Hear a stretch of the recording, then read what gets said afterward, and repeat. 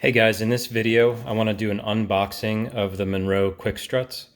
This is for a 2011 Honda CR-V. I bought both the left rear and then the right rear is down there. That's one of the originals. The originals are blown out, and so I'm going to go ahead and replace these. I'm impressed. Right away I'm impressed with the box quality. A lot of times when you get struts they come in really cheap boxes and they can get damaged easily in shipping.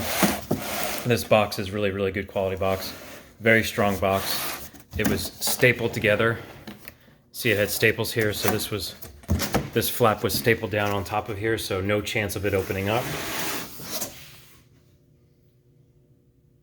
It's a Monroe quick strut, which means that it's the shock plus the coil spring all in one.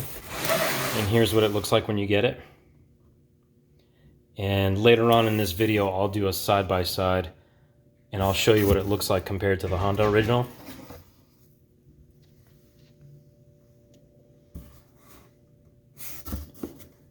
But it looks really good, and it comes with some basic instructions in here.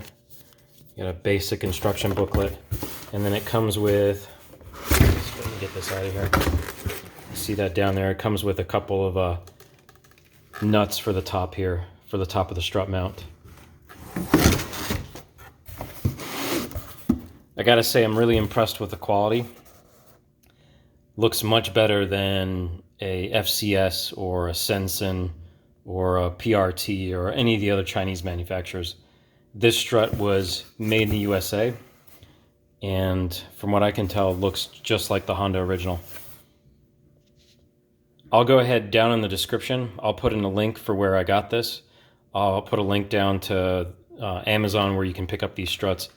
Amazon's pretty good. You'll pay a little extra more in the price, but if you've got Prime benefits, you'll get free shipping, so that helps a lot. Otherwise, these are kind of expensive to get shipped.